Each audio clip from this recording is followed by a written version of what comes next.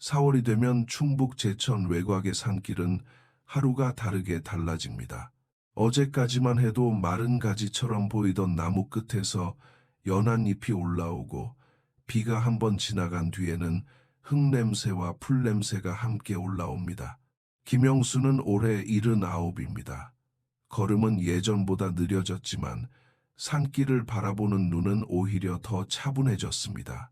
그날 아침 김영수는 이웃 박철수와 함께 마을 뒤 산길로 올라갔습니다. 박철수는 빈 바구니를 들고 웃으며 말했습니다. 오늘은 많이 따는 것보다 제대로 보는 날로 합시다. 김영수도 고개를 끄덕였습니다. 산나물은 욕심으로 찾으면 잘 보이지 않고 천천히 보면 어느새 눈앞에 나타난다는 것을 두 사람은 오래 살아오며 배웠습니다. 봄산에는 그냥 지나치기 쉬운 어린 순이 많습니다. 어떤 것은 밥상 위에서 부드러운 나물이 되고 어떤 것은 장아찌가 되어 한여름 입맛을 도와줍니다. 하지만 모든 어린 순을 함부로 따면 안 됩니다. 이름을 정확히 알고 깨끗한 곳에서 자란 것인지 보고 나무가 다시 살아갈 만큼만 남겨두어야 합니다.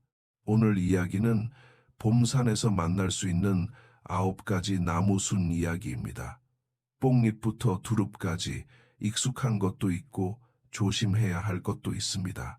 중요한 것은 많이 가져오는 것이 아니라 제대로 알고 고맙게 만나는 것입니다.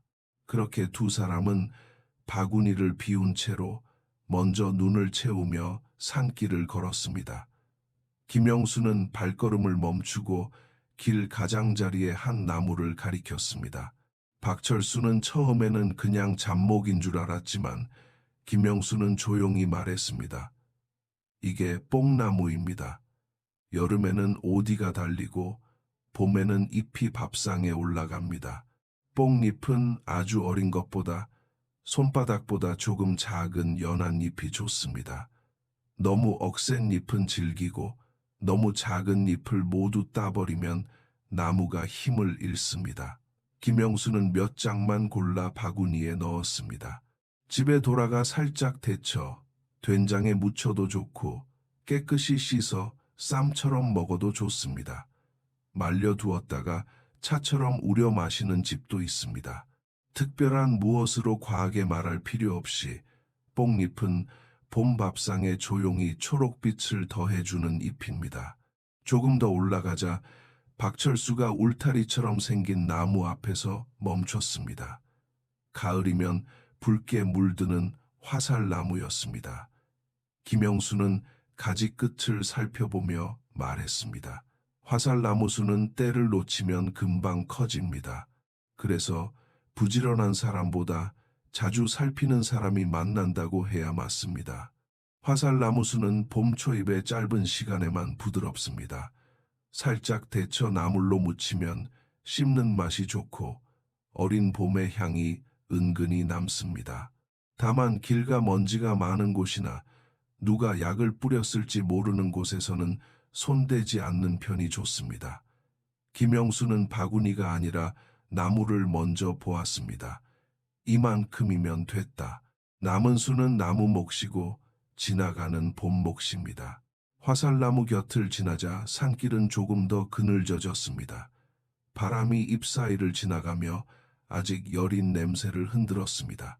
박철수가 고개를 들어 덩굴이 감긴 나무를 보자 김영수가 먼저 말했습니다. 저건 다래입니다. 가을에는 작은 열매가 달리지만 봄에는 어린 순을 찾는 사람이 많습니다. 다래수는 부드럽고 순한 맛이 있어 처음 먹는 사람도 부담이 적습니다. 살짝 데쳐 무쳐 먹어도 좋고 넉넉히 얻은 해에는 말려두었다가 겨울에 묵나물로 먹기도 합니다. 다만 김영수는 손을 많이 대지 않았습니다. 열매를 보고 싶은 나무라면 순을 너무 많이 따지 않는 것이 좋기 때문입니다. 박철수도 고개를 끄덕이며 말했습니다. 산도 사람처럼 숨 쉴 틈을 줘야겠네요. 조금 더 걷자 이번에는 향이 먼저 다가왔습니다. 김영수는 작은 잎을 살피며 산초와 제피 이야기를 꺼냈습니다. 산초는 여러 지역에서 볼 수 있고 제피는 특히 남쪽 지방 음식에서 더 익숙하게 쓰입니다. 두 잎은 닮은 듯하지만 향과 쓰임이 조금씩 다릅니다. 어린 잎은 장아찌로 담가두면 밥상의 작은 즐거움이 됩니다. 특히 향이 강한 잎은 많이 넣기보다 조금만 곁들여도 음식의 느낌이 달라집니다. 김영수는 말했습니다. 이런 잎은 욕심내면 향이 부담스럽고 조금 쓰면 계절이 살아납니다. 박철수는 그 말을 듣고 웃었습니다. 사람도 그렇고 나물도 그렇습니다. 알맞을 때 가장 오래 기억납니다. 향이 진한 잎들을 지나고 나니 산길은 다시 조금 환해졌습니다. 햇빛이 나무 사이로 부드럽게 내려오고 김영수는 오래된 길가에서 오가피 나무를 살폈습니다. 박철수가 먼저 물었습니다. 이 순도 먹는 겁니까? 김영수는 웃으며 대답했습니다. 맛을 아는 사람은 그냥 지나치지 못합니다. 오가피 순은 부드러운 단맛보다 쌉싸름한 맛이 먼저 옵니다.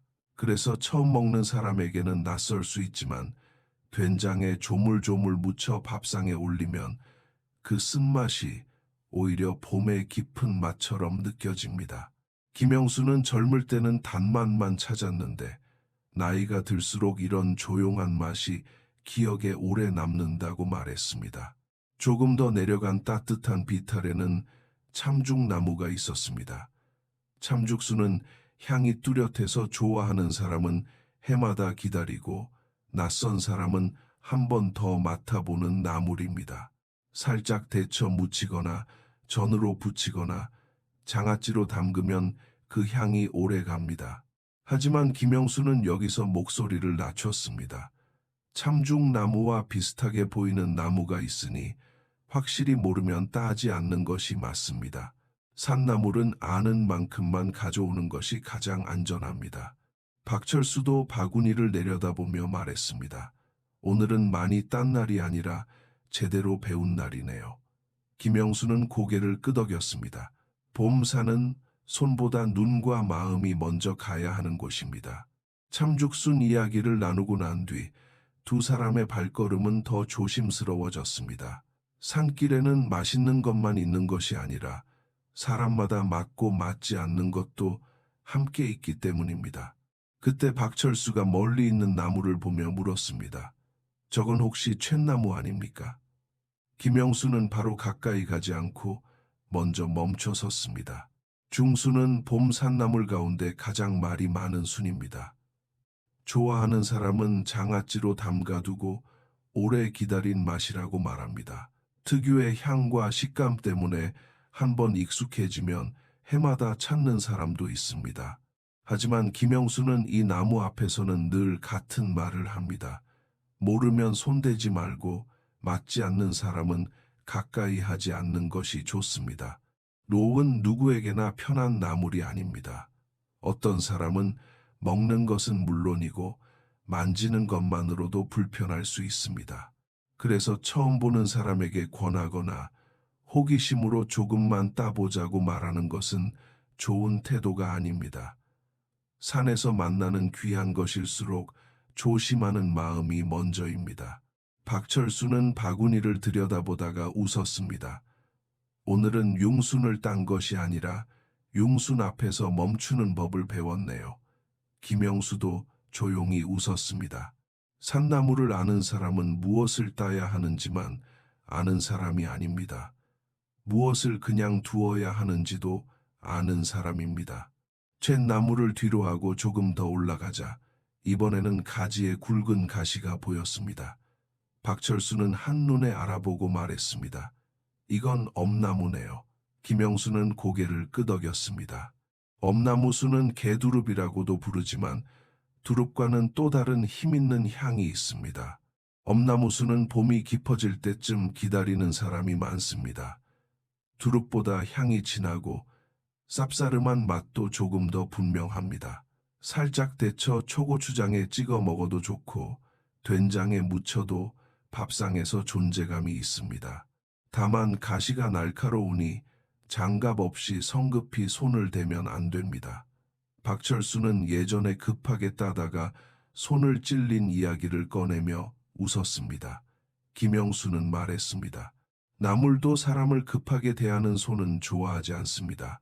산길 끝자락에 이르자 드디어 두릅나무가 보였습니다. 박철수의 얼굴이 환해졌습니다. 역시 봄 산나물 하면 두릅을 빼놓을 수 없습니다. 두릅은 향이 지나치게 강하지 않고 쌉싸름한 맛도 부드럽게 남아 많은 집에서 좋아합니다. 끓는 물에 살짝 데친 뒤 초고추장에 찍어 먹으면 밥상 위에 봄이 조용히 올라온 듯합니다. 하지만 두릅도 욕심을 내면 안 됩니다. 너무 깊게 자르거나 한 나무에서 모두 따버리면 다음 해가 약해집니다. 김영수는 몇 개만 골라 바구니에 넣고 남은 순을 바라보았습니다.